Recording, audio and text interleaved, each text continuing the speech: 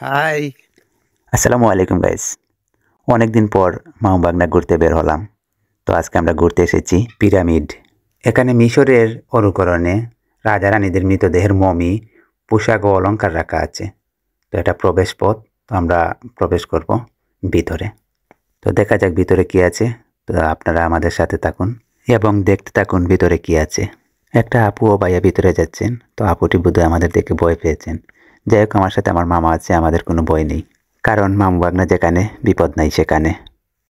Light নেই, কি দেখুন, অন্ধকার। 4000 বছর আগের রাজা রানীদের মৃতদেহ, ভয় লাগতেছে। ও মাই গড, এটা কি?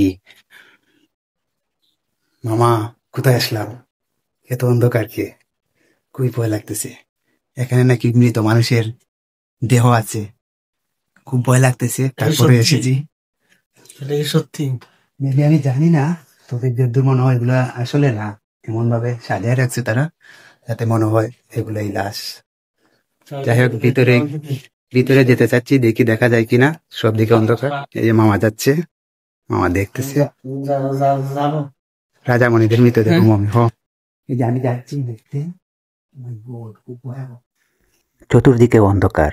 ছোট ছোট কয়েকটা ডিম লাইটের মতো বাতি জ্বালিয়ে রেখেছে। মনের মধ্যে প্রচুর বই নিয়ে ঢুকে পড়েছি।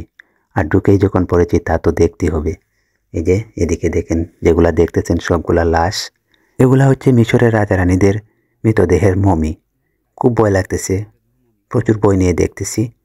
বোঝা যাচ্ছে যে লাশগুলো আমাদের দিকে তাকিয়ে আছে। কবে জানি জিতা হয়ে যায়, এরকম ভয়। তারপর বই বই নিয়ে দেখতেছি। তো আপনারা সাথে থাকুন এবং দেখতে থাকুন শেষ পর্যন্ত। চলো মামা, আমরা চলে যাই। এখানে অন্ধকার, খুব ভয় লাগতেছে, কখন কি হয়ে যায়। দর্শক, আমরা বেরিয়ে যাচ্ছি। খুবই ভয়াবহ জায়গা, খুবই ভয় লাগে। আপনারা যদি আসেন, অবশ্যই 2-3 জন বন্ধু মিলে আসবেন, একা আসবেন না। না হয় কখন কি হয়। মৃতদেহ শুনছি এগুলো নাকি দাঁড়িয়ে যায় একা আসলে। তাই আমরা একা এখানে আসতে পারতেছি না, আমরা দুজন এসেছি। তো আপনারা ভালো থাকেন।